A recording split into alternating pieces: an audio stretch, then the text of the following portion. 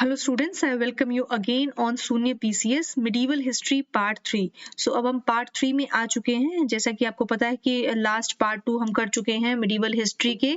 इसमें हमने बहमनी किंगडम तक जो है अपना पूरा हिस्ट्री कवर कर लिया है। अब उसके बाद हम विजयनगर एम्पायर से ही स्टार्ट करेंगे। धीरे धीरे सो एंड सो फोर्थ हम आगे बढ़ते जाएंगे और मैं कोशिश करती हूँ कि मिडिवल हिस्ट्री का हर एक पॉइंट आपको अच्छे से समझाऊं कि आपके आने वाले बीपीएससी एग्जाम में मैक्सिमम क्वेश्चन यहाँ से आए। ठीक है, so let's start medieval history part 3। Vijayanagara empire जो बहुत इंपॉर्टेंट एक साउथ इंडियन एम्पायर रहेगा, जिसको बोला जाएगा कि last biggest Hindu empire sorry, last biggest Hindu empire इसको बोला जाएगा।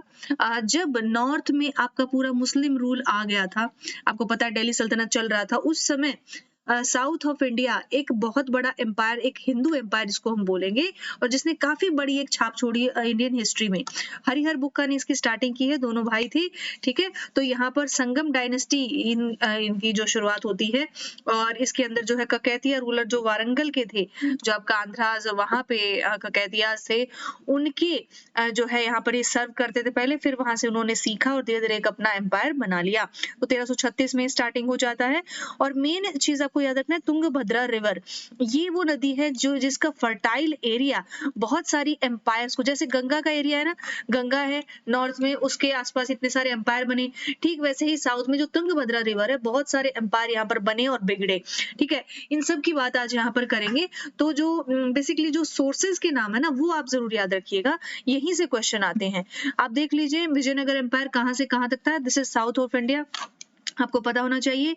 ये जो आप नॉर्थ में देख रहे हैं, जहां पे महाराष्ट्र से लेकर आपका मध्य प्रदेश और इधर आंध्रा तक, ये आपका हो जाएगा बहमनी एम्पायर। ठीक है, और फिर यहाँ पर आपका विजयनगर किंगडम आप देख सकते हैं साउथ में, जो कर्नाटका का मेन जो है सेंटर ऑफ पावर हो जाएगा विजयनगर एम्पायर। हम्पी इसकी कैपिटल होती थी, राइट। हम्पी आज भी देखिए आप जाके, वहां पर रुइंस हैं इसके, आज भी इसके खंडर बचे हुए हैं। तो let's talk about Vijayanagara empire. So early Vijayanagara rulers जो थे वो शैविज्म थे। शैविज्म यानी कि शिव भगवान के उपासक थे, उनको फॉलो करते थे, और विष्णुइज्म को धीरे धीरे वो मानना शुरू कर दिए थे। मैं दोनों धर्मों में आपको अंतर बता चुकी हूँ। देखो, है तो हिंदू धर्म, पर यहाँ पर गॉड का इंपॉर्टेंस आ जाता है। शैव धर्म में हम शिव भगवान के उपासक ज्यादातर माने जाएंगे, उनके अवतारों को मानेंगे। वैष्णविज्म में विष्णु भगवान और उनके अवतारों को मानेंगे, जो कि कौन है? स्वयं कृष्ण भगवान। ठीक है, तो Shiva continue to be worshipped. अतः शैविज्म के और कौन थे उपासक? चोलाज। याद है ना आपको चोलाज, मैंने जो बताया था आपको, मंदिर बनवाए थे रामेश्वर एंड ऑल, ये सब जो टेम्पल हो जाएंगे, और इनसे रिलेटेड जो भी हिस्ट्री है वो आपको याद होनी चाहिए। विजयनगर एम्पायर का जो कॉन्फ्लिक्ट था, यानी कि लड़ाई थी, बहमनी एम्पायर से होती रहती थी, क्योंकि जो आपको मैंने बताया कि ये जो पार्ट है ना, ये जो आपका तुंगभद्रा रिवर का जो मेन जो फर्टाइल एरिया है, यहाँ से बहमनी अंदर आने की कोशिश कर रही थी, और यहाँ से इनको रोकने की कोशिश करते हैं। तो ये इन दोनों का कॉन्फ्लिक्ट बहुत ज्यादा पॉपुलर है तुंगभद्रा दोआब में। दोआब वो रीजन होता है जो फर्टाइल एरिया होता है दोनों तरफ किसी नदी के। ठीक है, तो यहाँ पर fertile region between Krishna and Tungabhadra, और उसके साथ साथ कृष्णा गोदावरी डेल्टा मराठावाड़ा, ये जो एरिया है, ये पूरा का पूरा एरिया जो है नदियों की वजह से बहुत ज्यादा पॉपुलर था। बिकॉज जो भी राजा यहाँ पर कैप्चर करेगा, वो यहाँ की जो उपजाऊ धरती थी उससे ज्यादा से ज्यादा जो है टैक्स ले पाएगा, यहाँ पर ज्यादा से ज्यादा उनके पास जो है प्रोडक्ट आ पाएगा, इससे वो ज्यादा अमीर बन सकते थे, पैसे कमा सकते थे। ठीक है, इस वजह से मेनली लड़ाइयां होती थी। ठीक है, पावर के लिए। तो साउथ में इनके राइवल थे सुल्तान ऑफ मदुरई। मदुरई आपको पता है हम किसको बोलते हैं, जो आपका तमिलनाडु है, यहाँ पर आपका मदुरई हो जाएगा। और जो राम राय थे, उनके दौरान यहाँ पर बीजापुर में अहमदनगर का जो फोर्ट है वो भी आपको पता है, गोलकोंडा, बीदर, ये सब जो है बेटर ऑफ तलाई कोट्टा। अब तलाई कोट्टा का युद्ध, ये क्वेश्चन आप दे सकते हैं बीपीएससी में, ये भाई कहाँ हुआ था, किसके बीच में हुआ था? तो राम राय के टाइम पे बीजापुर, अहमदनगर, गोलकोंडा, बीदर, ये सब जो है उन्होंने बैटल ऑफ तालकोटा को हराया था में 1565 में, और ये विजयनगर एम्पायर का एंड यहाँ पर हो गया था। और सबसे लास्ट रूलर थे श्रीरंग द थर्ड, और सबसे इंपॉर्टेंट हो जाएंगे कृष्णदेव राय, ये आप याद रखिएगा। ठीक है, और fourth dynasty of Vijayanagara empire की 1336 से 1672 तक हो जाएंगी। अब देखा जाए इस डायनेस्टी कौन कौन सी आई, 4 डायनेस्टीज में हुई है, संगम, सुलुभ, तुलुभ और अरिवेडु। ठीक है, तो ये आपकी विजयनगर एम्पायर की 4 डायनेस्टी हो जाएंगी, इसको आप याद रखिएगा। आपसे क्वेश्चन ये पूछा जाएगा कि भाई विजयनगर एम्पायर में कृष्णदेव राय वो कौन सी डायनेस्टी से बिलोंग करते थे, तो तुलुभ से बिलोंग करते थे। संगम डायनेस्टी के कौन से फेमस राजा थे, भाई संगम जब शुरुआत ही हुई है तो ऑफकोर्स हमने पता है कि हरिहर और बुक्का दो भाइयों ने शुरुआत की थी 1336 में, राइट। उसके बाद आपका सुलुभ डायनेस्टी आ जाती है, नरसिम्हा इसको स्थापना करते हैं, राइट। इसके बाद तुलुभ डायनेस्टी आ जाती है, वीर नरसिम्हा इसको शुरू करते हैं, ये नरसिम्हा ये वीर नरसिम्हा, अंतर देख लीजिएगा। और फिर कृष्णदेव राय जो है वो इस डायनेस्टी से बिलोंग करते हैं, जो सबसे इंपॉर्टेंट राजा रहे थे, जिन्होंने सबसे ज्यादा जो है यहाँ पर इसका डेवलपमेंट किया, इस जो है आपकी डायनेस्टी का, इस पूरे रूल का, विजयनगर एम्पायर जो जाना जाता है वो कृष्णदेव राय के नाम से ही जाना जाता है। लास्ट में आती है अराविडु, इसको जो तिरुमाला ने स्थापित किया था, ये 4th और लास्ट हिंदू डायनेस्टी है जिसने विजयनगर रूल को यहाँ पर अपना साउथ इंडिया में किया था। ठीक है, ये चीज आप याद रखेंगे। अब देखेंगे कि साउथ में जो है इनके सुल्तान ऑफ मदुरई ये इनके अगेंस्ट थे, और ये मैं बता चुकी हूँ आपको, ये आपकी 4 डायनेस्टी थी विजयनगर रूल की। इसमें इन्होंने 1336 से 1672 तक रूल किया था। कौन सी, आपकी संगम, सुलुभ, तुलुभ, उसके बाद अरिगमेडु। ठीक है, तो ये देखो अरिविडु। नेक्स्ट आपका इंपॉर्टेंट रूलर्स हो जाएंगे कौन कौन से, भाई ये आपके प्रहदवेर, ये आपका प्रहदवरया, ये देवराय इनको बोला जाएगा, तो ये इनको एलिफेंट हंटर बोला जाता है। दक्षिण पथड़ा आपका चक्रवर्ती इनको बोला जाता है। चक्रवर्ती सम्राट कौन होता है, जिन्होंने चारों दिशाओं को जीत चुके हैं, जो चारों दिशाओं में अपनी जीत दर्ज कर चुके हैं, तो यहाँ पे इसको चक्रवर्ती सम्राट बोला जाता है। और तो देवराय द सेकंड यहाँ पर हो जाएंगे, जो इंपॉर्टेंट रूलर थे। अब इन्होंने विजयनगर एम्पायर को गुलबर्ग जो है आपका श्रीलंका, गुलबर्ग से लेकर श्रीलंका और तेलंगाना से लेकर केरला तक इन्होंने पूरा रूल अपना चलाया है। ठीक है, तो ये आप पूरा जो है चारों दिशा में इन्होंने, आप देख सकते हैं पूरा साउथ इंडिया लगभग ये कैप्चर कर चुके हैं। उनके कमांडर का नाम था लखन दानदेशा। ओके, सो नेक्स्ट है आपका कृष्णदेव राय, सबसे इंपॉर्टेंट रूलर जहां से क्वेश्चन आते हैं, सबसे जरूरी रूलर जहां से आपको सबसे ज्यादा पता होना चाहिए। विजयनगर एम्पायर इन्हीं के नाम की वजह से फेमस है, और तुलुव डायनेस्टी से ये आते हैं। आंध्र भोज जो है इनको एक दूसरा नाम है, ये जरूरी है, आंध्र भोज किसको बोला जाता है आपको पता होना चाहिए। ठीक है, वेज्ड अगेंस्ट बहमनी किंगडम, उन्होंने बहुत सारी लड़ाइयां लड़ी बहमनी किंगडम, ताकि उनके अंदर यहाँ पर विजयनगर एम्पायर में एंटर ना कर पाए। ठीक है, और लिबरेटेड मोहम्मद शाह और अज्यूम द टाइटल ऑफ यवन राज्य, और आपकी प्रथस्ति पत्राचार्य ये इनका जो नाम था। एक तरह से मोहम्मद शाह जो है एंटर ना कर पाए, बहमनी राज्य के रूलर। और मनु चंद्र चरित्र मनु, ये आपकी ग्रेटेस्ट अमंग आपका अष्ट दिग्गजा, इसके साथ अष्ट दिग्गजा मैं बताऊंगी इनके रूलर में क्या होता था। उनके बाद कृष्णा रिवर जो नॉर्थ में है आपकी, कावेरी जो है, कावेरी देखो आपको, कावेरी जो मैंने बताया है सबसे इंपॉर्टेंट लाइवलीहुड का जो मेन जो सोर्स था साउथ इंडिया में, कावेरी है। कावेरी के ऊपर में यहाँ पे आपकी कृष्णा हो जाएगी। तो कृष्णा इन द नॉर्थ और river Kaveri in the south, ये इनका जो एम्पायर यहाँ से यहाँ तक पूरा फैला हुआ था। Arabian sea in the west यहाँ पर, और जो आपका बे ऑफ बंगाल यहाँ पर ईस्ट में। ठीक है, तो आपको मैप की क्लैरिटी बहुत अच्छे से होनी चाहिए जब भी आप हिस्ट्री पढ़ें। तो cordial relationship with Portuguese, Portuguese आना शुरू हो गए थे, जैसा कि आपको पता है 1530s का टाइम था, तो यहाँ पर आपका पोर्टुगीज आ चुके थे काफी टाइम से, 1498 से। ठीक है, वास्को डी गामा आ चुका था। और he authored Amuktamalyada Telugu work on polity, उसके साथ साथ जाम्बवती कल्याणम संस्कृत ड्रामा था। कृष्णदेव राय जो है बहुत ग्रेट जो है बिल्डर थे, और उन्होंने क्या किया था, let me clear the slide. हाँ जी, तो कृष्णदेव राय जो थे great builder as well, he build the Hazara Rama temple और विठल स्वामी टेम्पल, बहुत ज्यादा इंपॉर्टेंट है, पूछा जाएगा। विठल स्वामी टेम्पल आपका किसने बनवाया, कृष्णदेव राय ने बनवाया। ठीक है, और विठल जो बोला जाता था ना, विठल, ये विठल वही आपके कृष्ण भगवान है जिसको हम वैष्णविज्म के वजह से पूजते हैं, उनकी आराधना करते हैं। तो वैष्णविज्म यहाँ पर था बिल्कुल। तो विठल स्वामी मतलब भगवान कृष्ण की उपासना में मंदिर, राइट। तो तेलुगु, कन्नड़, संस्कृत ये सब इन पोएट्स को बहुत जगह देते थे अपने यहाँ पर। 8 एमिनेंट स्कॉलर थे, अष्ट दिग्गजा उनको बोला जाता था। मैंने आपको बताया था, मैं बताऊंगी अष्ट दिग्गजा क्या होता है। तो 8 बहुत जरूरी, बहुत इंपॉर्टेंट जो स्कॉलर्स थे इनके राज्य में, उनको बोला जाता था Ashta Diggaja. He built a new city called, ये Nagalapuram in memory of his queen, Nagala Devi उन्होंने नई सिटी बनाई उनको। और आंध्र भोजा और आंध्र पितामह भी बोला जाता है, इनके नाम क्या हो जाएंगे, कृष्णदेव राय देवराय के, ठीक है।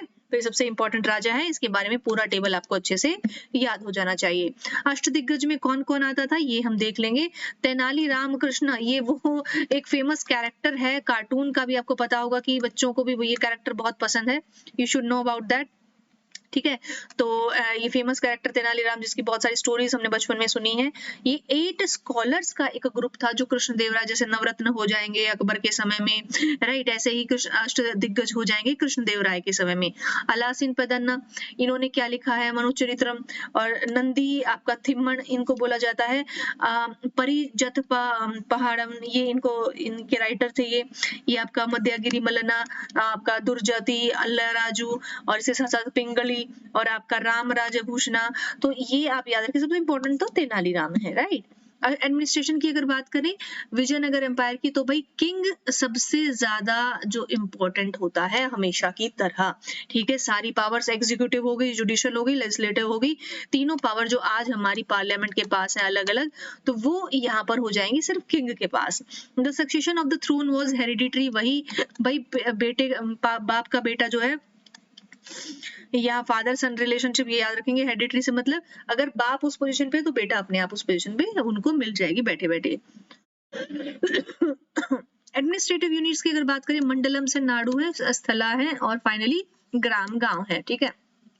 स्टूडेंट्स थोड़ा सा फास्ट बताने का मतलब ये है कि कम से कम वीडियोस में आपका पूरा सिलेबस गागर में सागर मेरा यहाँ पर प्लान है, जो कि शून्य पीसेस की तरफ से एक वेंचर है कि आपको बहुत कम समय में बहुत ज्यादा जो है दिया जाए, राइट। तो यहाँ पर मेरा पूरा कोशिश है कि आपको मिडिवल हिस्ट्री में आने वाली 4 क्लासेस में, जो 3rd क्लास आ जाए, इसके बाद एक और क्लास में लेने की कोशिश करूंगी, उसमें आपका पूरा मैं कोशिश करूंगी कि मिडिवल हिस्ट्री आपका पूरा हो जाए, राइट। अब मंडलेश्वर और नायक वाज द गवर्नर ऑफ मंडलम, अब यहाँ पर मंडलेश्वर हो जाएगा, जो मंडल पूरा हो जाएगा, जिसमें बहुत सारा आपका जो है अलग अलग गांव आते हैं, तो इसमें इसके जो उसको बोला जाएगा नायक, राइट। तो यहाँ पर ही हैड कंसिडरेबल ऑटोनॉमी, उनको कॉइन्स इशू करने का भी अधिकार होता था, और right to impose new tax on और रेमिट ओल्ड वन, यानी कि पुराना जो कोई टैक्स लगा हुआ उसको हटाना और नया टैक्स लगाने का अधिकार उनको होता था।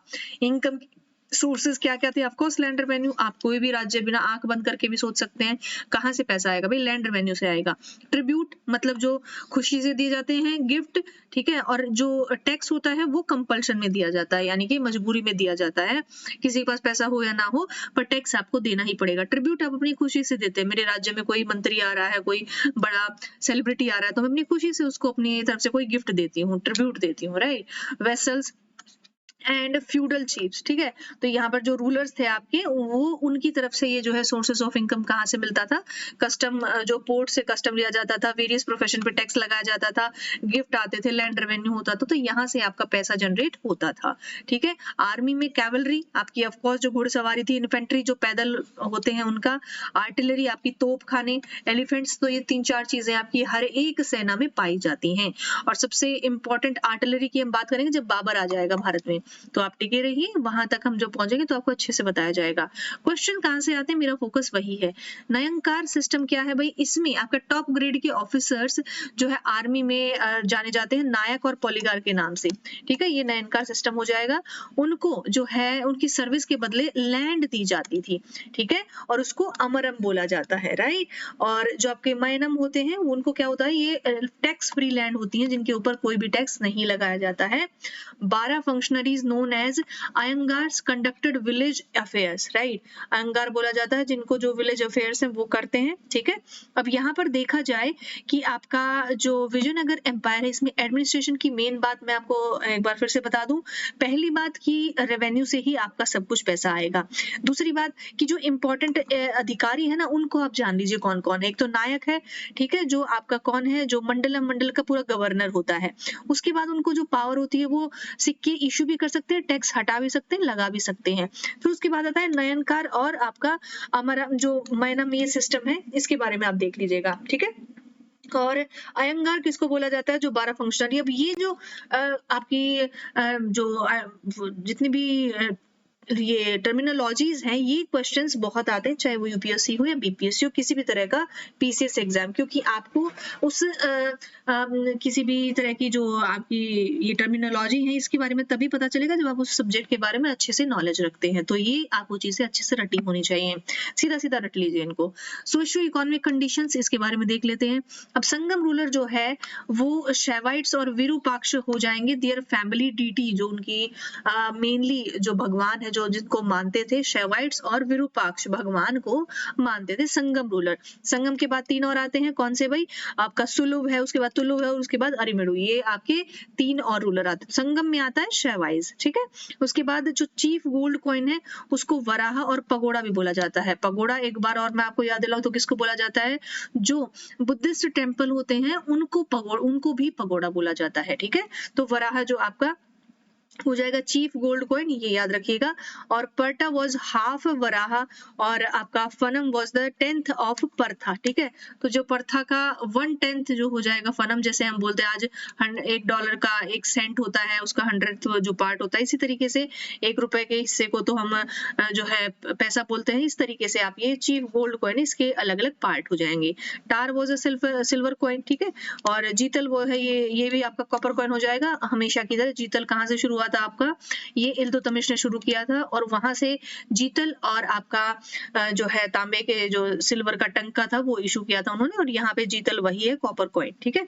चीफ आइटम जो हो जाएंगे एक्सपोर्ट की, कॉटन, सिल्क, स्पाइस, ये सब आपका एक तरह का पत्थर है, साल्टपेटर। इसको भी यहाँ पर एक्सपोर्ट किया जाता था, यानी कि अपने देश से दूसरे देश में भेजा जाता था।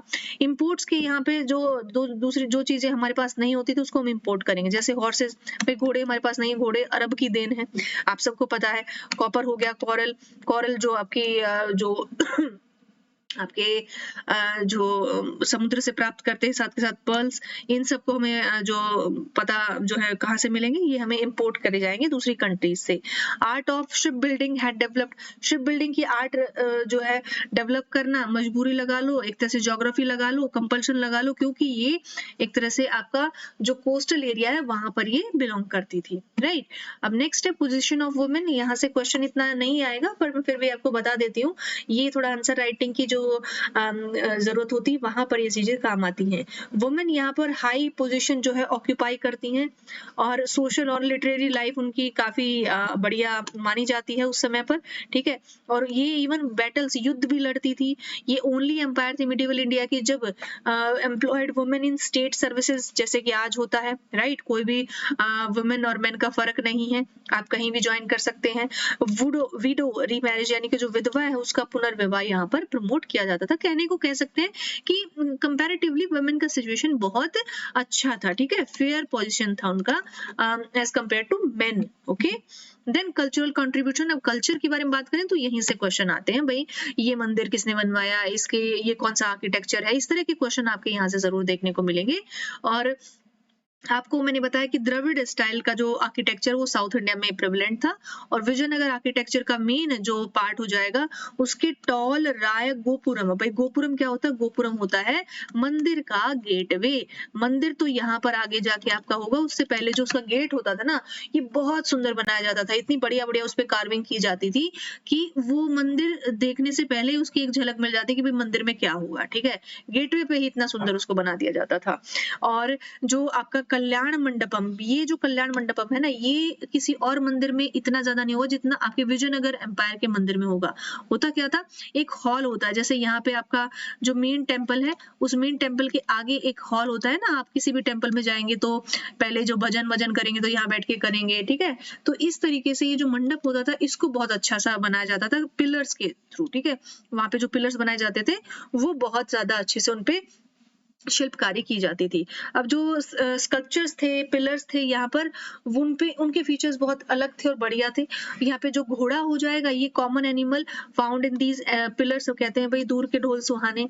अब घोड़ा यहाँ पर होता नहीं था, बाहर की जो चीजें थी वो तो वैसे ही इतनी कीमती चीजें हो जाएंगी, तो घोड़े को जरूर यहाँ पर अंकित किया जाता था। आपने पहले देखा है कि भाई घोड़ा हम यहाँ नहीं होता था, हम मंगाते थे, ठीक है, हॉर्सेस हम मंगाते हैं। तो यहाँ पर आप ध्यान रखिएगा, विठल स्वामी यानी कि कृष्ण भगवान, उनका और Hazara Banjara Ramaswamy temple, stone chariot यानी कि पत्थर का जो रथ है, जो हम्पी जो हमारे जो है आप एक तरह से 50 रुपए का नोट है आई थिंक, उस पे ये पिक्चर बना हुआ है। स्टोन चैरियोट का जो हम्पी का रथ है बहुत फेमस, जो उसका वो हमारी यूनेस्को वर्ल्ड हेरिटेज साइट भी है और इम्पोर्टेंट है हमारे आर्ट एंड कल्चर के लिए भी, ये याद रखिएगा। ये आपका वरदराज और एकम प्रथा, ये आपका जो टेम्पल है कांचीपुरम में, और इसके साथ साथ डिफरेंट लैंग्वेजेस यहाँ पर यूज की जाती थी, संस्कृत, तेलुगु, कन्नड़, तमिल यहाँ पर बोली जाती थी इस रीजन में। ठीक है, इसके बाद देखा जाए तो कौन कौन से ट्रैवलर जो है विजयनगर एम्पायर में आते हैं, और ये ट्रैवलर्स की अगर बात की जाए तो अबू अब्दुल्ला इब्न बतूता सबसे इंपॉर्टेंट, ये किसके टाइम पे आए थे भाई, ये आपके मोहम्मद बिन तुगलक के टाइम पे आए थे। पर यहाँ पर ये हरिहर दो फर्स्ट है, उस समय मोहम्मद बिन तुगलक जब नॉर्थ में था तो साउथ में कौन सी एम्पायर चल रही थी, विजयनगर एम्पायर का संगम डायनेस्टी शुरू हो चुकी थी। ठीक है, तो हरिहर और बुक्का दो भाई याद आ गया। रिहाला इनकी किताब थी, उसमें इन्होंने इसका वर्णन किया है, किसकी, इब्न बतूता की। ये क्वेश्चन यहाँ से आता है। ओके, निकोलो डी कॉन्टी ये इटली से आते थे, देवराय द सेकंड के टाइम पे थे। अब्दुल रज्जाक, इसके बाद जो है जो कृष्ण देव राय के समय पे जो आए ना, वो आपको याद रखना है, जैसे कि आपका डोमिंगो पास, मैंने बोला ना पोर्टुगीज यहाँ पर बहुत थे क्योंकि उस टाइम पे आ चुके थे। वेनिस भी आपका इटली में हो जाएगा भाई, राइट। मार्को पोलो उस टाइम पे आए थे। ओके, ये किसके समय पे थे एग्जैक्टली ये नहीं बताया गया, बट आपके मार्को पोलो जो है विजयनगर एम्पायर में विजिट किया था उन्होंने, और उसकी बहुत अच्छे से बखूबी वर्णन भी किया है। अब एक बार बहमनी किंगडम को अच्छे से देख लेते हैं। अब ये बहमनी भाई, हम नॉर्थ में तो आपका जो विजयनगर एम्पायर है, साउथ में इन्होंने हड़कंप मचाया हुआ था, नॉर्थ में इनकी लड़ाई होती बहमनी किंगडम से। अब बहमनी के बारे में हम देख लेते हैं, इसके 1347 से 1525 के बीच में इसका रूल जो है चला था। मुस्लिम स्टेट था, इसलिए जो ज्यादा प्रॉब्लम हो रही थी क्योंकि मुस्लिम्स थे, बहुत बार्बरिक थे, बहुत ज्यादा हिंसात्मक थे, और यहाँ पर लड़ाइयां उनकी चल रही थी तुंगभद्रा कृष्णा दोआब पे यहाँ पर प्रभुत्व के लिए। ठीक है, so Deccan in the southern India during the medieval era of Indian history. अब बहमनी किंगडम है ये, अगर जाना जाए तो इनको दो कैटेगरी में हम डिवाइड करें, एक तो अफकीज, ठीक है, और एक इसके बाद दक्कनीज। तो दक्कन के थे, एक जो अफकी थे यानी कि अफगान वाले, देन इसके बाद nobles native from the origin, यानी कि यहीं के थे, अपना ही ओरिजिन था, दक्कन जो अपना ये एरिया है वहीं का ओरिजिन था। अफकीज जो थे ये फॉरेन ओरिजिन के थे। ठीक है, और ये अलाउद्दीन हसन बहमन शाह, ये याद रखना, बहमनी एम्पायर की शुरुआत किसने की, अलाउद्दीन हसन बहमन शाह। ठीक है, और इसके साथ साथ जो है हसन गंगू भी उनको बोला जाता था, ज्यादातर तो इसी नाम से फेमस है, हसन गंगू के नाम से। ठीक है, और दिल्ली सल्तनत के मोहम्मद बिन तुगलक के अगेंस्ट जो है इन्होंने रिवोल्ट किया था, तो ये आप याद रखिएगा। गुलबर्ग जो है बाद में, और बीदर इनकी कैपिटल इनकी हुई थी, पहले गुलबर्ग बोली जाती थी, बाद में जो है बीदर में उन्होंने अपनी कैपिटल शिफ्ट कर लिया था, जैसे मोहम्मद बिन तुगलक ने दिल्ली से कहाँ पे शिफ्ट किया था, दौलताबाद। ठीक है, जो उनका डिसीजन काफी खराब हो गया था। अब बहमनी किंगडम जो है यहाँ पर साउथ और नॉर्थ के बीच में जो है लिंक का काम करती थी। कैसे भाई, यहाँ पे विजयनगर है, यहाँ पे बहमनी है, इधर आपका मोहम्मद बिन तुगलक है दिल्ली सल्तनत, तो लिंक का काम कर रही है कि नहीं। इधर से जाने के लिए यहाँ बीच में बहमनी से लड़ना जरूर होगा, इधर से आने के लिए, नीचे आने के लिए बहमनी से लड़ना जरूर होगा। तो किंगडम जो है नॉर्थ से साउथ तक स्ट्रेच कर दी थी। वैनगंगा जो रिवर है कृष्णा की ट्रिब्यूटरी, यानी कि इसकी सहायक नदी, ईस्ट टू वेस्ट फ्रॉम, ये आपका भोंगी दौलताबाद, यहाँ पर आपका ये मतलब यहाँ से यहाँ तक फैला हुआ था एम्पायर। 14 बहमन सुल्तान इसमें हुए थे, और बहमनी एम्पायर का जो है ये हमेशा लड़ाई लड़ रही थी विजयनगर एम्पायर के साथ दक्कन को कंट्रोल करने के लिए। फिरोज शाह ने जब विजयनगर एम्पायर को डिफीट किया कृष्णदेव राय के समय में, ठीक है, तो ये आपका फिरोज शाह ने विजयनगर को, यहाँ पर हम तुगलक की बात कर रहे हैं, फिरोज शाह तुगलक की, तो इनके बारे में याद रखिए। अच्छा, फिरोज शाह तुगलक से बहुत सारे क्वेश्चन आते हैं, मैं आपको बता रही हूँ एक दो, जैसे सबसे ज्यादा कनाल्स किसके टाइम पे बने, एम्प्लॉयमेंट किसके टाइम पे दिया गया। ठीक है, तो ये जो आपके फिरोज शाह तुगलक जो है, इनके यहाँ पर ये क्वेश्चन आपके ज्यादातर पूछे गए हैं बीपीएससी में। ठीक है, अब अहमद शाह वली जो है, ये आपकी उन्होंने कैपिटल जो है गुलमर्ग से बीदर शिफ्ट की थी, ये आप याद रखिएगा। ठीक है, मोहम्मद शाह द थर्ड ने सुल्तान जो 9 साल की उम्र में बन गए थे, और उनके भाई की जो हत्या थी निजाम शाह की, महमूद गमन इसके जो है प्राइम मिनिस्टर बने थे। बहमनी एम्पायर जो है सबसे टॉप में कब पहुंचा था, जब महमूद गमन यहाँ के जो मिनिस्टर ऑफ द एम्पायर हुए थे। ठीक है, तो यहाँ पर देखिएगा स्टूडेंट्स, तो आपका Kalimullah Kalimullah was the last king of the Bahmani dynasty. Okay, so आप यहाँ पर देखिएगा तो बहमनी डायनेस्टी के सबसे पहले कौन थे? हसन गंगू। हसन गंगू के बाद कौन था भाई? कलीमुल्ला, राइट। तो कलीमुल्ला आपका जो सबसे लास्ट है वो हो जाएगा, ठीक है।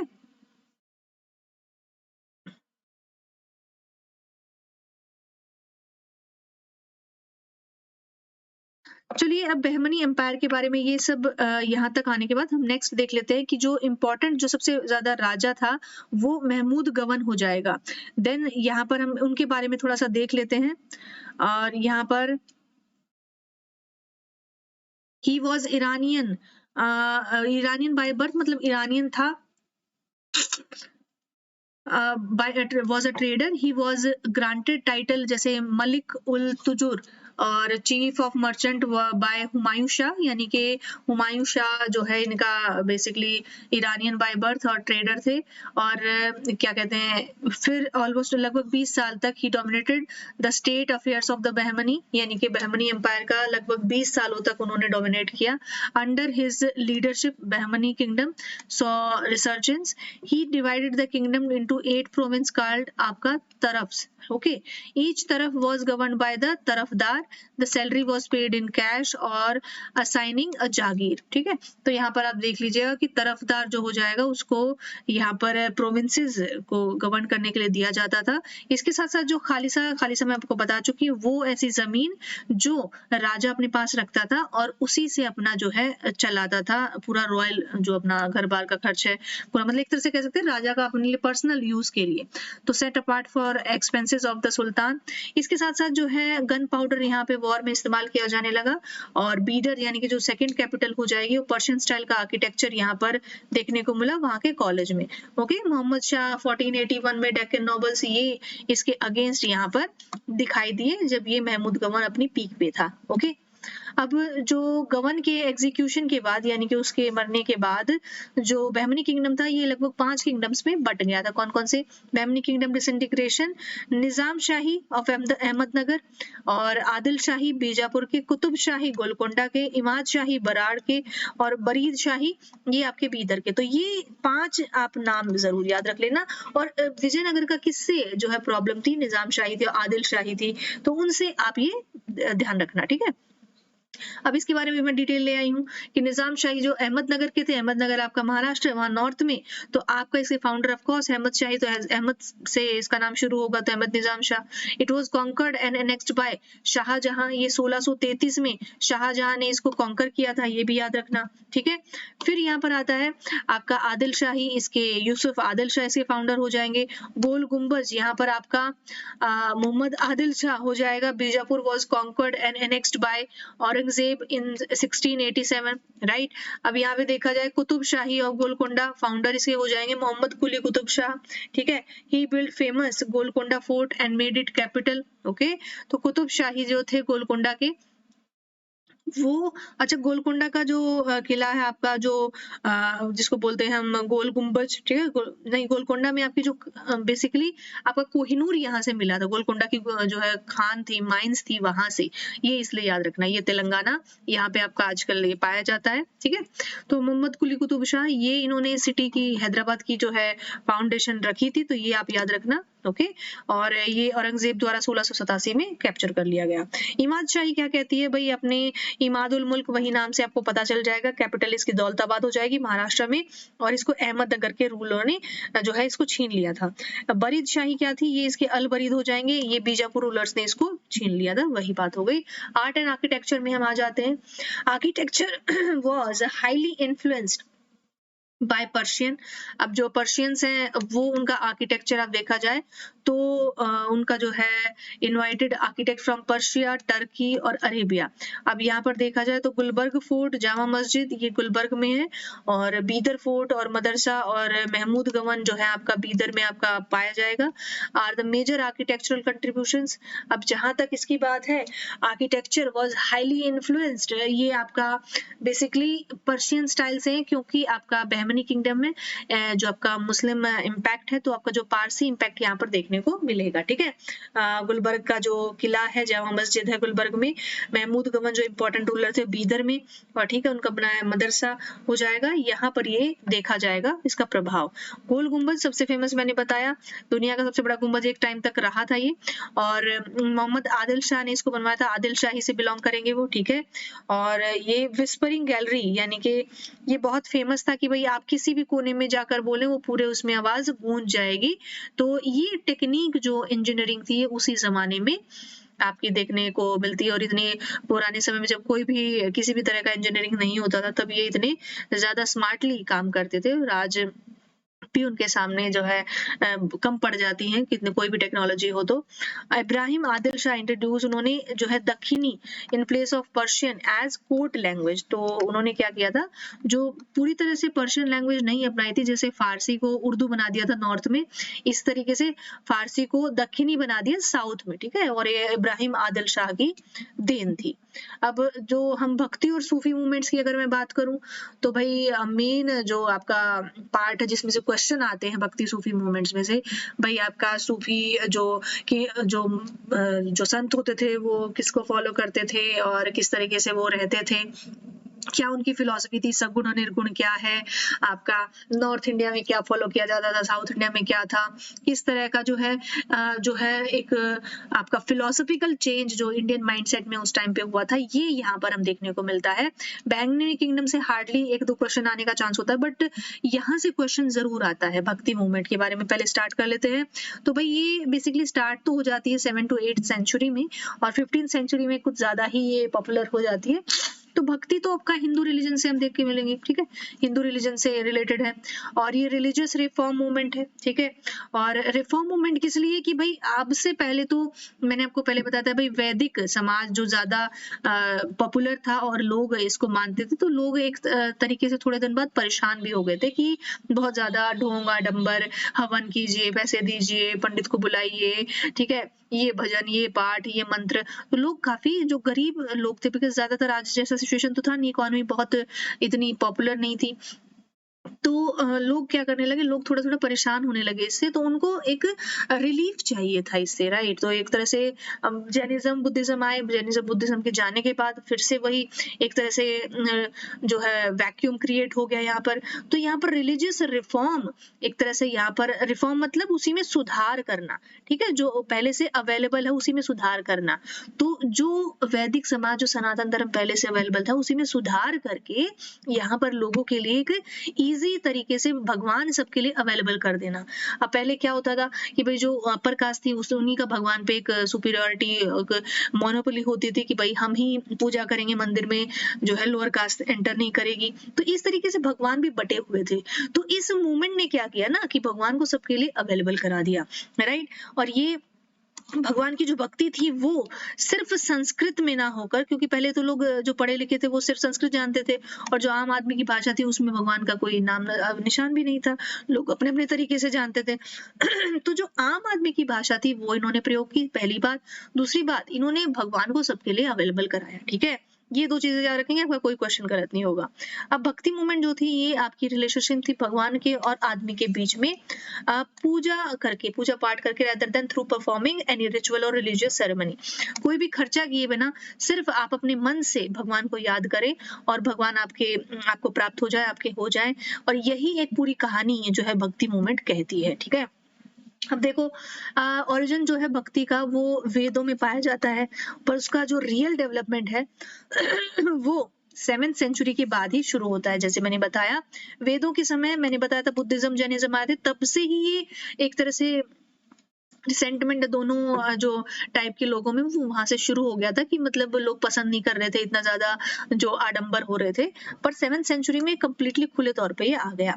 अब इसके बाद जो है शिव भगवान के नयनार और वैष्णवाइट के जो अलवर है, देखो इसको ऐसे याद रखना, अलवरा जो साउथ में बोला जाएगा, वी को उल्टा कर दो, ए हो गया। ठीक है, तो यहाँ से आप याद रखेंगे, एक ट्रिक मैं बता रही हूँ कि अलवर्स कौन थे भाई, विष्णु भगवान को मानने वाले, नयनार कौन थे भाई, शिव भगवान को मानने वाले। ठीक है, तो ये आप इसको ट्रिक से याद रखना।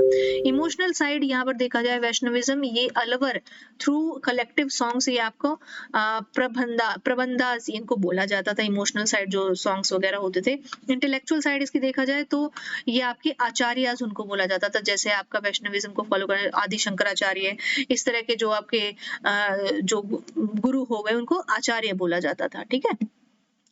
अब नयनार और अलवर, अलवर कौन थे भाई? विष्णु भगवान को मानने वाले। ए को उल्टा कर दो भी, तो ये आप कॉन्सेप्ट याद रखना, कभी भी गलत नहीं होगा। ठीक है। नयनार कौन थे? शिव भगवान को मानने वाले। और ये नयनार अलवर क्यों बोला जाता है? साउथ का कॉन्सेप्ट है। ठीक है। साउथ इंडिया में, नॉर्थ में तो इनको शैविज्म और वैष्णविज्म ही बोला जाएगा। ठीक है। अब जो शिव भगवान के नयनार थे वो क्या थे भाई? तिरुमराई। ये हिम्स यानी कि जो मंत्र भजन थे वो यहाँ पर राजा राज चोल के टाइम पे सबसे ज्यादा पॉपुलर हुए। ठीक है। नाम्बियार नाम्बी इनके टाइम पे बहुत फेमस थे। अब यहाँ पर details of the lives and of the saints and are described in the work Tevaram, इसमें लिखा गया इनकी पूरी जो कहानी थी, which is also called the Dravida Veda. ठीक है। द्रविड़ वेद इनको बोला गया, जैसे हमारे 4 वेद नॉर्थ में है, साउथ जो संस्कृत में, यहाँ पे द्रविड़ वेद इसको बोला गया। किसको? तेवरम को। अब दिव्य प्रबंध, ये क्या है भाई? ये आपका अलवर जो लोग थे, जो फॉलोअर थे किसके? भगवान विष्णु के, वो उन्होंने यहाँ पर दिव्य प्रबंध इसको बोला। ठीक है। अब यहाँ पर देख लीजिएगा कि इसमें इंपॉर्टेंट संत कौन कौन से हुए जो नयनार शिव भगवान को मानने वाले थे। तिरुनीलकंठ, इसके बाद मीपोरुल, विलमिंडा, आपका अमरनीडी, देन इसके बाद कराईकल अमनियार, ये आपकी वुमेन थी, यानी कि ओनली वुमेन थी यहाँ पे जो इंपॉर्टेंट थी। अंडल, ये आपकी फीमेल से जो मीरा ऑफ साउथ थी, इनको बोला जाता था। तिरुमजाई अलवर, ये आपका, ये नाम थोड़े से अजीब इसलिए क्योंकि साउथ इंडिया से बिलोंग करते हैं, जो कॉन्सेप्ट है पूरा इसीलिए। ठीक है। तो मैं पूरा जो टेबल बना के आपके लिए लेके आती हूँ ताकि आपको इजीली सब चीजें समझ आ जाए कंपैरिजन में। भक्ति संत, यहाँ पर उनको 2 स्कूल में डिवाइड किया जाएगा, जैसे कौन कौन से? निर्गुण और सगुण भक्ति। अब थोड़ा सा नॉर्थ इंडिया में आ जाते हैं। अब भाई निर्गुण का मतलब क्या है? निर्गुण समझ लेते हैं। सीधी सी बात है, निर्गुण से समझिएगा और सगुण से, कि निर्गुण में जो भी संत, जो भी महात्मा भगवान के बारे में बात करेगा, उनकी आराधना करेगा, वो कौन से रूप की आराधना करेगा? ये उस रूप की आराधना करेंगे जिसमें भगवान की कोई शक्ल नहीं है, कोई फेस नहीं है, कोई आकार नहीं है। ठीक है। जैसे मैं भगवान कृष्ण की पूजा करती हूँ, तो ऑफकोर्स मैं भगवान कृष्ण की मूर्ति की पूजा करूं, मुझे पता है भगवान कृष्ण कैसे दिखते हैं, जैसे दिखाया गया है, मतलब मुझे नहीं पता, बट जैसे मैंने देखा है, राइट, तो उसको हम बोलेंगे कि ये जो भगवान की शक्ल की पूजा कर रहे हैं ना, वो सगुण हो जाएंगे। और जो भगवान की कोई शक्ल नहीं है, उसकी सिर्फ मन में बिठा के उसकी आराधना कर रहे हैं, उसके जो है विचारों की पूजा कर रहे हैं, तो वो है आपके निर्गुण, मतलब जिन्होंने कोई फेस और कोई शक्ल भगवान को नहीं दी है। ठीक है। ये फॉर्मलेस गॉड में बिलीव करते हैं, विदाउट एट्रीब्यूट, जिनके कोई गुण नहीं है। ठीक है। निर्गुण भक्त जो हो, उनकी पोएट्री, ये आपकी ज्ञान श्रेय, और उनकी रूट कहाँ पे हो जाएंगे? गुरु नानक भगवान, देखो पहले तो शुरुआत हुई थी इनकी, जब भक्ति मूवमेंट शुरू हुआ था, तब गुरु नानक देव जी ने शुरुआत की थी निर्गुण संत। फिर बाद में उन्होंने जो धर्म बनाया ना, जो सिख धर्म बनाया, ये भक्ति मूवमेंट में नहीं आता है, ये अलग से धर्म हो गए, रिलीजन हो गए। ठीक है। पर इनकी जो विचारधारा थी, इसको हम गुरु नानक देव की विचारधारा को हम रखेंगे किसमें? आपकी जो है निर्गुण विचारधारा, भक्ति मूवमेंट की विचारधारा में। संत रविदास हो गए, संत कबीर हो गए। ठीक है। कबीरदास के दोहे आपको पता है, उसमें कभी भी भगवान के बारे में नहीं पता है, मुख कहाँ ढूंढे बंदे, मैं तो तेरे बेस में, ना मंदिर में ना काबे कैलाश में। ठीक है। तो इस तरह की उन्होंने क्या बात बोली है? हमेशा ही उन्होंने एक अच्छा इंसान बनने पे जोर दिया है। उन्होंने एक रियलिटी जो है पूरी दुनिया की, पूरे संसार की आपके सामने रखी है कि देखो इस तरह की ये दुनिया है, आप इस तरह से रहेंगे तो अच्छा रहेगा, इस तरह से नहीं रहेंगे तो ढोंग डंबर से आप बच जाएंगे। किसी भी तरह का भगवान का इन्होंने नाम नहीं लिया, किसी भी तरह की मूर्ति पूजा ये लोग फॉलो नहीं करते हैं, राइट। आप सिख धर्म को ही देख लीजिए, कोई मूर्ति पूजा नहीं, बस भगवान के जो विचार है उनके, गुरु ग्रंथ साहिब, उसकी वो पूजा करते हैं। ठीक है।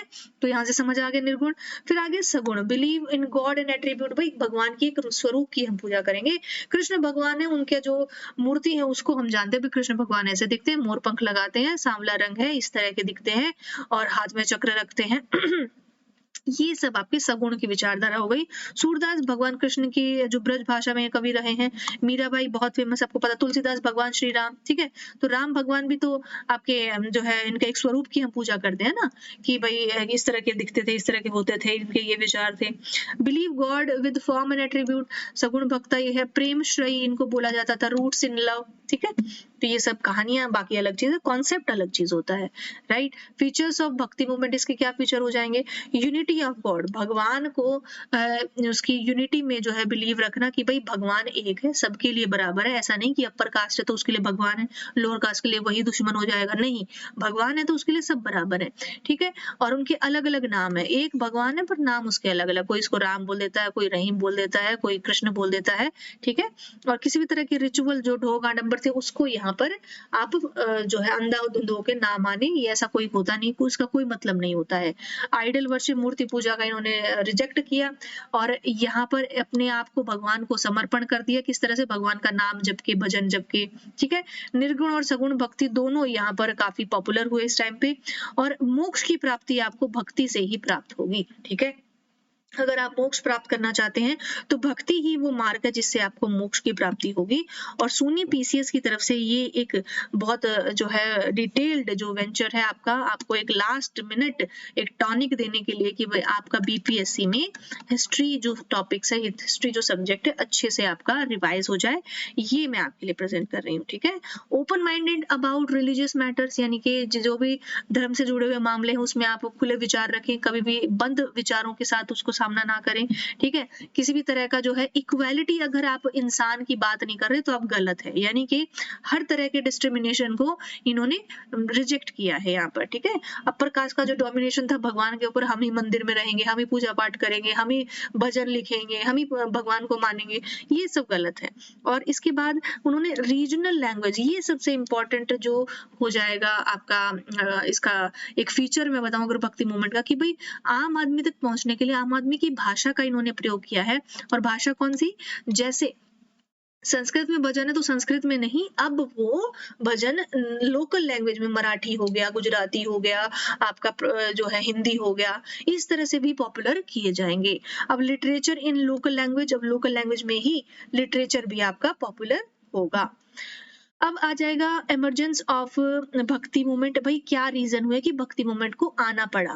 क्योंकि भाई influence of Vaishnavism, evil practice of Hinduism, आपका इस्लाम का जो धीरे धीरे फैलाव हो रहा था, इस अब उसको हिंदुओं के लिए खतरा माना जा रहा था कि भाई हिंदू धर्म में उस पर थोड़ा सा आक्रमण समझा जा रहा है, तो उसको बचाने के लिए एक तरह से भक्ति मूवमेंट आपका फॉलो किया गया, ठीक है? अब यहाँ पे इन्फ्लुएंस ऑफ सूफी सेक्ट, यानी कि जो आपका धीरे धीरे जो सूफीज्म था उसका प्रभाव भी देखा गया। ग्रेट रिफॉर्मर जो धर्म सुधार आंदोलन एक तरह से जो लेके आए, उनकी तरफ से देखा गया। तो भक्ति मूवमेंट में ना बहुत सारे उसके कारण हुए, ऐसे ही नहीं हो गया वो। उसके आने का कारण था कि भाई जो भगवान, जो वैष्णविज्म था, विष्णु भगवान के उपासक थे, उनका थोड़ा सा प्रभाव इस पे ज्यादा देखा गया। आपने देखा होगा आदि शंकराचार्य हो गए, रामानंद हो गए, सूरदास हो गए, मीराबाई हो गई, इस तरह के जो रिफॉर्मर थे ना, उनका यहाँ पर ज्यादा पॉपुलिज्म हुआ, ठीक है? तो यहाँ पर आप देखेंगे वेदांत सेंट, मतलब एक तरह से वेदों का जो अंत होता है उसको वेदांत सेंट बोलते हैं, उनका कंट्रीब्यूशन, ठीक है? अब ये बहुत जरूरी है भाई, इन्होंने कौन सी फिलॉसफी दी, इन्होंने क्या बोला, ये आपके लिए पेपर में पूछा जाता है। और उन संतों के नाम क्या है ये देख लेते हैं, कंट्रीब्यूशन क्या है ये देख लेते हैं। तो बर्थ जो हो जाएगा इनका, आदि शंकराचार्य जिनको बोला जाता है, तो 70, अब हाल फिलहाल ही हैदराबाद में जो है इनकी एक बहुत बड़ी जो आइडल इनका रखा गया है, लगाया गया है, और उनका पिछले साल की बात है, तो आप सबको करंट अफेयर भी थोड़ा सा पता होना चाहिए इससे रिलेटेड। बर्थ इनका केरल में हुआ है, डेथ इनकी उत्तराखंड केदारनाथ में हुई है। गुरु इनके गोविंद भगवदापाद ये पाद हो जाएंगे। इसके साथ साथ ये बुद्धिज्म और का हिंदुओं में जो एसेंस जो है, उसके साथ साथ वैदिक रिलीजन का भी थोड़ा सा एसेंस बताते हैं। अद्वैत वेदांत, इन्होंने नॉन ड्यूअलिज्म के बारे में बताया है। डुअलिज्म मतलब गॉड और आत्मा, भगवान और आत्मा एक तरह से दो जो तत्व हैं इनके बारे में जो है इन्होंने बात की है। Individual soul is not different from Brahman, यानी कि जो एक आत्मा है वो किसी भी तरीके से जो भगवान इंसान उससे अलग नहीं है, वो दोनों एक ही हैं। ये इनकी फिलॉसफी थी। और जो है दशनामी मोनेस्टिक ऑर्डर, और इन्होंने जो है सन्मता ट्रेडिशन ऑफ वर्शिप, आपका Brihat Shankara Vijaya by Chitsukha is the oldest biography of Adi Shankaracharya. ठीक है, तो ये इनकी बायोग्राफी हो जाएगी, इसके बारे में देख लेना। रामानुजाचार्य, रामानुजाचार्य भाई इनका तमिलनाडु में जन्म हुआ था। इनके गुरु जो है यादव परीक्षा हो जाएंगे। ये आपके विशिष्ट अद्वैत वेदांत, ये वेदांत थे। ठीक है, अद्वैत वेदांत, ये विशिष्ट अद्वैत वेदांत इन्होंने जो है, क्वालिफाइड मोनोइज्म, ये फिलॉसफी के नाम है, राइट, फिलॉसफी, जो आप कंफ्यूज ना हो। फिलॉसफी क्या होता है भाई, आप जीवन आपका क्या है, इसका क्या अर्थ है, जो क्वेश्चन जो बेसिकली आप किसी तरीके से कंफ्यूज है अपनी लाइफ में, क्यों है, हम क्यों पैदा हुए, हम मरने के बाद क्या करेंगे, क्या होगा हमारे साथ, इस तरह के जो सवालों के जो एक सेटिस्फैक्टरी जो आंसर हमको फिलॉसफी में मिलते हैं, वही चीजें यहाँ पर ये लोग अलग अलग जो आचार्य हुए हैं, जो गुणी व्यक्ति हुए हैं, उन्होंने देने का कोशिश किया है। तो आपके रामानुजाचार्य के बारे में उन्होंने क्या बोला है कि भाई आपका ये जो qualified monoism exist a plurality and distinction between atma और ब्राह्मण, इन दोनों के बीच में अंतर है, दोनों अलग अलग है, ये इन्होंने बोला है। और exponents of the Shri Vaishnavism relation tradition with Hinduism, इन्होंने जो है विद्रथ संग, आपका संग्रहम, श्री भाष्यम, गीता भाष्यम, इन सब का निर्माण किया था। ये कुछ ग्रंथ हो जाएंगे इनकी तरफ से। निम्बार्क आपके रामानुज के जो है आपके कंटेम्पररी हो जाएंगे, इनके उनके समकालीन हो जाएंगे। ये आपके भेद की जो फिलॉसफी इन्होंने दी है। और जो soul and the world were identical yet distinct, यानी कि इसकी जो है जो आत्मा और जो विश्व है, पूरी दुनिया है, ये एक दूसरे के आइडेंटिकल है, यानी कि एक ही है, अलग अलग नहीं है। इसको किसी भी नजर से देखो। माधवाचार्य जो है आदि शंकराचार्य के क्रिटिक थे, अद्वैत वेदांत को नहीं मानते थे। रामानुजाचार्य और विशिष्ट वेदवाद टीचिंग्स, ये जो इन्होंने फिलोसफिकल बातें बोली, इनके अगेंस्ट ये बोलते थे।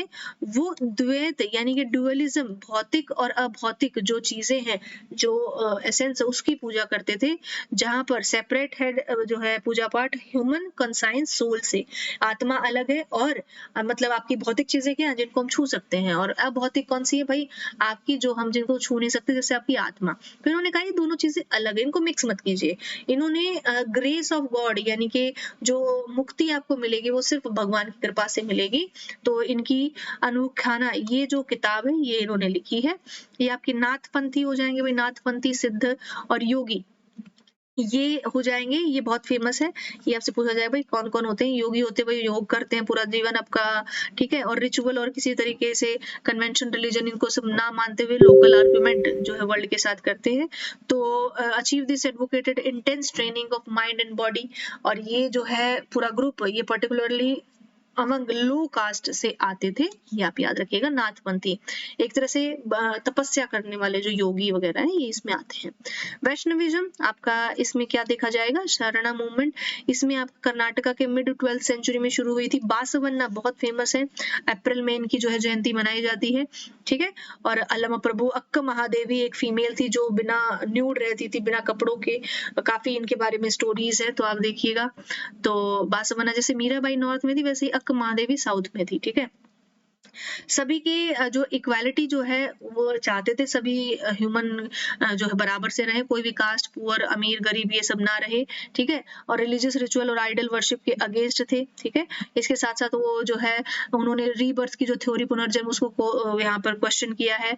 और इसके साथ साथ जो है मैरिज और विडोरी मैरिज के भी यहाँ पर इन्होंने, कि भाई आप बचपन में बाल विवाह ना करें, उसके साथ साथ विडो मैरिज भी इन्होंने पॉपुलराइज किया, ठीक है। तो ये आपका, ये कुछ चीजें हैं इनकी। लिंगायत फेथ बहुत इंपॉर्टेंट है, काफी ज्यादा जो कर्नाटका में इसकी जो हाइप रहती है, तो वो आप देख लीजिएगा, ये भी आपका इससे रिलेटेड है, भक्ति मूवमेंट से।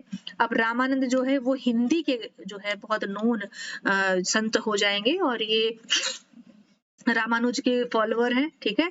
संत परंपरा इन्होंने बेसिकली आपकी भक्ति संत नॉर्थ इंडिया के थे, और उसके साथ साथ सब्स्टिट्यूट हैं जो राम उनके इन प्लेस ऑफ कृष्णा इनकी पूजा की है। और 12 डिसाइपल्स हैं आपका अवधूतास, और इसको बोला जाता है कबीर, रविदास, भगत, पीपा, सुखानंद, और ये सब इनके टाइम के जो है इनके डिसाइपल यानी कि इनके शिष्य रहे हैं। इनकी लिटरेरी वर्क में ये सब आ जाएगा। और उन्होंने जो है गुरु ग्रंथ साहिब का भी मेंशन किया है, ठीक है। उस समय तक आ गया था सिख धर्म। कबीरदास की बात करें तो बहुत फेमस, आपको पता है इनके बारे में, रामानंद के शिष्य हो जाएंगे। इनके शिष्य हो जाएंगे दादू दयाल, ठीक है, दादू दयाल। और ये किसके शिष्य थे? रामानंद के। और ये आपके हिंदुइज्म और इस्लाम को रिकंसाइल करने वाले, यानी कि उनके जो जो अच्छे विचार है सबसे लेने वाले ये हो जाएंगे। निर्गुण संत थे, निर्गुण का अर्थ मैं पहले बता चुकी हूँ। ऑर्थोडॉक्स आइडियाज यानी कि ढोंग आडंबर से हटा के जो है धर्म को पॉपुलराइज इन्होंने किया है, ठीक है। और बनीज और इसके साथ दोहे इनके बहुत फेमस है, बीजक इनकी पूरी बुक है, राम रहीम इनके लिए बराबर हैं, ठीक है। गुरु नानक देव जी इनके बारे में, तलवंडी जो जिला है जो पाकिस्तान में है आज, वहां पर इनका जो है जन्म हुआ था। और जो है इसके बाद पूरे 10 गुरु आए, 9 गुरु और आए, मतलब टोटल 10 गुरु हैं आपके गुरु ग्रंथ साहिब बनने के बाद, फिर और गुरु नहीं आए हैं, राइट। और इसके साथ साथ जो आपका ट्रैवलिंग इन्होंने जो की है पूरा का पूरा जो है एशिया, मक्का, बगदाद, और उन्होंने मैसेज एक ओंकार यानी कि एक ही भगवान है, ये आपका इन्होंने मैसेज दिया है। वाहे गुरु को भगवान बोलते हैं, इस तरीके से निर्गुण भक्ति है। गुरु का लंगर, कम्युनिटी किचन की इन्होंने शुरुआत की, सबसे इंपॉर्टेंट, ठीक है। इसका मतलब क्या है कि भाई कोई भी बिना किसी भेदभाव के साथ बैठकर खाना खाए तो उससे प्रेम बढ़ता है। पुरंदर दास, ये आपके कर्नाटक म्यूजिक का, इनको गॉड बोला जाता है, ठीक है। यहाँ से शुरुआत होती है कर्नाटक म्यूजिक की। दादू दयाल जो इसके स्टूडेंट थे कबीरदास के, मैंने बताया था, ठीक है, हिंदू मुस्लिम यूनिटी के सपोर्टर रहे हैं। दादू पंथी इनको बोला जाता है जो इनको मानते हैं। चैतन्य महाप्रभु ये कृष्ण भक्ति में लीन आपके वेस्ट बंगाल में जो है इनको फैलाने के लिए माना जाता है। आज भी आप देखेंगे वेस्ट बंगाल में कभी भी दुर्गा पूजा होती है, आपकी कृष्ण की पूजा होती है, तो उसके बगल में चैतन्य महाप्रभु को भी जरूर रखा जाता है, ठीक है। भेद अभेद फिलोसफी इन्होंने दी है। इस्कॉन जो मंदिर है, जो टेम्पल है कृष्ण के लिए पॉपुलराइज है, ये उन्होंने फाउंड किया था 20th सेंचुरी में, ठीक है। आपका शंकर देव ने भक्ति कल्ट जो है आसाम में फैलाया था। अब ये आसाम जो है इनका जो कीर्तन कोश है, इसी से ही कीर्तन जो शुरुआत हुई वो शंकर देव से ही हुई है, ये आप याद रखना। वल्लभाचार्य ये आपका महाराष्ट्र में, कृष्णा कल्ट वही इनको विठल वल्लभ इस तरह से जो है बोला जाता, तो ये आपका शुद्ध द्वैता की शुरुआत इन्होंने की है, ये याद रखिएगा। ये आपका श्रीनाथ जी इनको कृष्ण जो है इनके अंडर ये बोले जाते हैं। गुरु घासीदास कौन है भाई? भाई ये हो जाएंगे आपके जिन्होंने जो छत्तीसगढ़ से जो फेमस सेंट है, यहाँ से घासीदास यहाँ से आते हैं, सतनामी कम्युनिटी इनकी है, इसको फॉलो किया है। और believed in equally criticize the oppressive caste system को इन्होंने हमेशा की तरह जो है नकारा है। और जो ये गुरु हैं, ये भक्ति मूवमेंट के जो भी संत है, दो चीजों को ध्यान रखिएगा। एक तो आपका कॉमन मैन की लैंग्वेज, एक कॉमन मैन के राइट्स, मतलब इक्वालिटी इन्होंने लाई है, इक्वालिटी और लैंग्वेज पे इन्होंने काम किया कि भाई भगवान सबके लिए बराबर है और सब बराबर है, ठीक है। और लैंग्वेज आपकी आसान भाषा जो आम आदमी पढ़ सके, सुन सके, समझ सके, उसमें इन्होंने भगवान को पॉपुलराइज किया। ये दो चीजें आप याद रखिएगा, कभी भी आप इन क्वेश्चंस में मार नहीं खाएंगे। मोनोथीस्ट यानी कि भगवान एक ही है भाई, अलग अलग नहीं है, ठीक है। कोई भी तरह की मूर्ति पूजा के विरोधी इन्होंने काम किया, ठीक है। सूरदास जी ब्रज से आते हैं, ब्रज आपका जो कृष्ण का भगवान का एरिया आपका नॉर्थ इंडिया में, ठीक है। आप मथुरा जो का साइड का जो एरिया है, वल्लभाचार्य इनके डिसाइपल थे यानी कि इनके शिष्य थे। सूर सागर इन्होंने लिखी है, सूर सरावली लिखी है। Showed intense devotion to Radha and Krishna, और इसके साथ साथ जो है डिवोशनल पोएट ब्रज भाषा के माने गए हैं। अब मीराबाई आपको पता है राजस्थान से, और लॉर्ड कृष्णा को जो है बहुत ज्यादा इनको प्रेम जो है इनसे करने के लिए जानी जाती हैं, ठीक है। एक तरह से इंसान इनको पूरा इन्होंने माना, और उनकी जो पोएम्स और भजन इन्होंने लिखे हैं कृष्ण भक्ति में। और शी कंपोज्ड भजन जो है शॉर्ट रिलीजियस सॉन्ग्स होते हैं, और ये आज भी जो है गाए जाते हैं। हरिदास कौन है? A great musician saint who sang the glories of lord Vishnu, जिन्होंने लॉर्ड विष्णु की ग्लोरी यानी कि उनके बारे में गाया है। और तुलसीदास जी को कौन नहीं जानता, जो रामायण की जहाँ से रचना मानी जाती है, उनके बारे में अवधी भाषा में लिखने वाले राम के रीइंकार्नेशन अकबर के समय की बात है, रोट रामचरितमानस और ही वॉज वर्कारी। ठीक है, तो एक तरह से अवधी भाषा में इन्होंने लिखा है रामचरितमानस के बारे में। आप पूरा ग्रंथ इन्होंने लिख डाला है, राइट। तो 1532 to 1623 के बीच में पाए गए हैं। नामदेव, नामदेव कौन है? ये भाई विशोबा खेचर, he was devotee of Vitthal Vishnu और अपोज्ड कास्ट सिस्टम और निर्गुण संत इन महाराष्ट्र वहां से आते हैं। ठीक है, वरकारी ट्रेडिशन इनका भी है। और दयानेश्वर, ये भी आपके जो है महाराष्ट्र में है। दयानेश्वरी इन्होंने लिखी है भगवद गीता, और इसके साथ साथ अमृतम भव योग फिलॉसफी इन्होंने लिखी है। ठीक है, और ये भी विट्ठल भगवान के यहाँ पर उपासक माने जाएंगे। एकनाथ जी कौन हो जाएंगे? इन्होंने भगवद गीता जो है यहाँ पर उसके बारे में वर्सेस उनके लिखे हैं, माना है। और विठोबा, ये भी विट्ठल भगवान के ही पुजारी, कास्ट डिस्टिंक्शन को ना मानने वाले। सब ने मतलब आप देख सकते हैं सब ने एक ही बात बोली है, इक्वालिटी और आपकी बराबरी लैंग्वेज। ठीक है, और तुकाराम जो है, तुकाराम भाई आपके ये भी आपके साउथ से हो जाएंगे और मराठा किंग शिवाजी के कंटेम्पररी हैं, विट्ठल भगवान को मानने वाले हैं। वराकू सेक्ट इन्होंने बनाया है।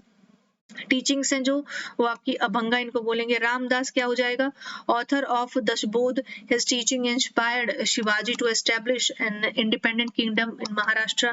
ठीक है, अब यहाँ पर इसके बाद जितने भी संत थे उसके बाद जो लिटरेचर की मैंने बात की, क्योंकि लैंग्वेज मेन फीचर था ना इसका आपका, तो ये देखिएगा हिंदी में कबीर दास हो जाएंगे, सूरदास, तुलसीदास।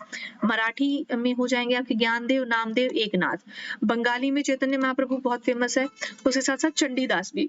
राजस्थानी में मीराबाई, बिहारी, बिहारी मतलब बिहार से नहीं, नाम उनका बिहारी था। और पंजाबी में गुरु नानक और असमीज में शंकर देव। तो अलग अलग लैंग्वेज में लिटरेचर और जो मेन गुरु हुए उनके नाम भी आप देख लीजिए। भक्ति मूवमेंट का इम्पैक्ट मैंने बताया, इवल प्रैक्टिस संसार से कम कर दी। वुमेन को भी जो है कीर्तन में शामिल किया गया, जैसे मैंने आपको एग्जाम्पल बताया। इसके साथ साथ संस्कृत में भक्ति और उनका मीडियम जो है लोकल लैंग्वेज यहाँ पर इन्होंने अपनाया। सूरदास ने ब्रज, तुलसीदास ने अवधि में काम किया, तो ये मैंने बताया। ठीक है, मीराबाई ने हिंदी, राजस्थानी। लैंग्वेज और इक्वालिटी, बार बार बोल रही हूँ, ये दो फैक्टर हैं, याद रखेंगे आप। भक्ति मूवमेंट में कभी पीछे नहीं रहेंगे, हर एक क्वेश्चन आप सॉल्व कर देंगे।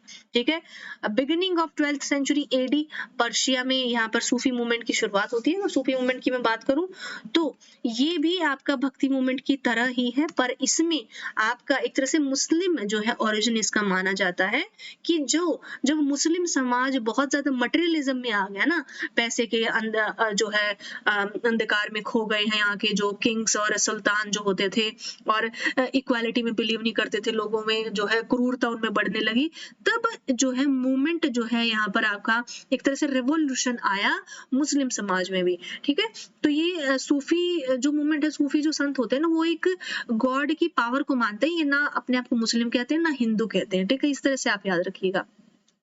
ठीक है, और इंडिया में सूफी मूवमेंट लगभग आपका 13th सेंचुरी 14th सेंचुरी में स्टार्ट हुआ है, और इसमें साउथ इंडिया में 15वीं शताब्दी तक ये पहुंचा है। सूफीज्म जो है एक मिस्टिकल आर्म ऑफ इस्लामिक तरह से फिलॉसफी हम इसको बोलेंगे इस्लाम की। अपने आप को पूरी तरह से मुस्लिम जो आपके तौर तरीके हैं वो भी नहीं अपनाते हैं, और एक तरीके से आप बिल्कुल ही बिना किसी जो है तौर तरीकों के भी नहीं देख पाएंगे इनको। तो ये मिस्टिकल आर्म एक तरह से फिलोसफिकल चीज है। और सूफी जो है वो inner side of Islam creed, आपका तसव्वुफ इसको बोला जाएगा। सूफीज्म जो है ये नाम आपका मिस्टिसिज्म इस्लाम में बोला जाता है, उनको दिया गया है।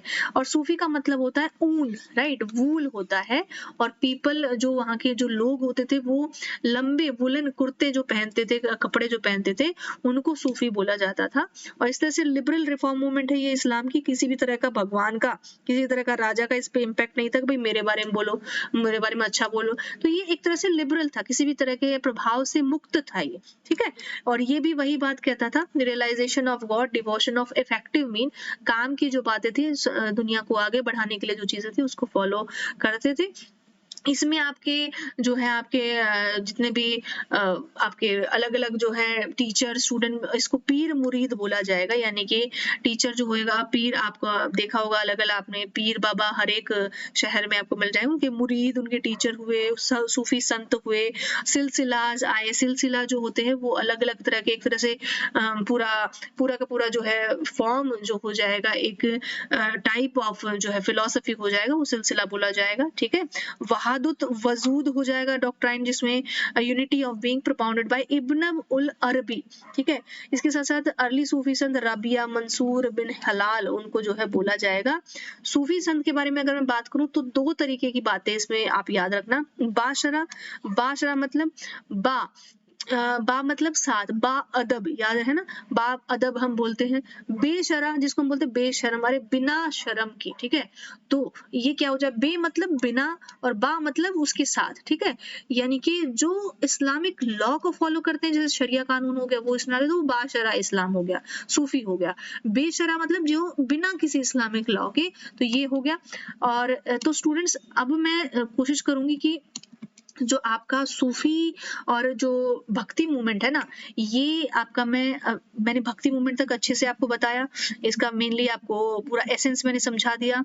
मैं कोशिश करूंगा ना कि सूफी मूवमेंट आपको नेक्स्ट क्लास में अच्छे से समझाऊं, वहां से स्टार्ट करूं, फ्रेश स्टार्ट। तब तक आप ये जो जितना भी मैंने आज कराया है, बहमनी किंगडम क्यों ना हो गया था, और आपका विजयनगर क्यों ना हो गया, आपका 3 टॉपिक बहुत बढ़िया से आपके हो चुके हैं। मिडिवल इंडिया के बहुत सारे ढेरों क्वेश्चंस यहाँ से आते हैं, इसको पढ़िए। जहां से आपको प्रॉब्लम और कुछ इश्यूज आए वो आप अपनी रिवाइज कीजिए बुक से, बिकॉज यहाँ पे कंप्लीट जो है चीजें हो सकती हैं, कुछ मिस भी हो जाती, कई बार कोई चीजें आपकी जो है थोड़ा सा दिमाग से चली जाती इतना, बिकॉज फास्टली और सब कुछ बताने में I am not a God, okay. तो मैं कोशिश जरूर कर रही हूँ कि पूरी चीजें मैं आपको एक साथ बताऊं, बट कई बार कुछ चीजें रह जाती हैं। आप स्टार्ट कीजिएगा विजयनगर एम्पायर से, ये 3rd पार्ट था मिडिवल हिस्ट्री का।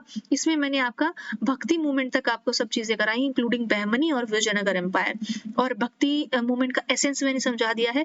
ठीक उसी तरीके से मैं एसेंस आपको बताऊंगी सूफी मूवमेंट का। हमने सब जितने भी संत थे वो पढ़े, उनकी जो एसेंस फिलोसफी है वो हमने पढ़ी।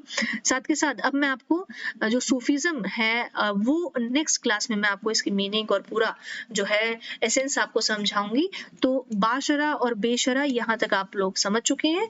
अब हम इसके बारे में आगे पढ़ेंगे कि सूफी मूवमेंट में आगे जो इसकी कैरेक्टरिस्टिक क्या होते हैं, आपके स्टेजेस इसके, और डिफरेंट डिफरेंट इसका म्यूजिक पे क्या इम्पैक्ट है, आप सूफी म्यूजिक आज भी पसंद करते हैं, सुनते हैं, और उसके साथ साथ जो आपका सिलसिलाज है, ये सिलसिला क्या होते हैं, ये हम आपको अब मैं नेक्स्ट क्लास में आपको बताऊंगी। सो अब यहीं तक मैं आपकी क्लास जो है वो एंड करती हूँ।